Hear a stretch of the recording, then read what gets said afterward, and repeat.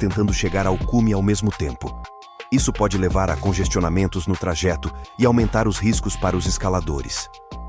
A escalada do Monte Everest é uma experiência cara, com custos que podem chegar a dezenas de milhares de dólares.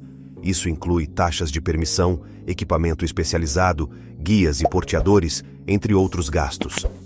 Apesar dos desafios e perigos envolvidos, escalar o Monte Everest continua sendo um sonho para muitos alpinistas, atraindo pessoas de todo o mundo em busca de superar limites e conquistar uma das maiores proezas do montanhismo.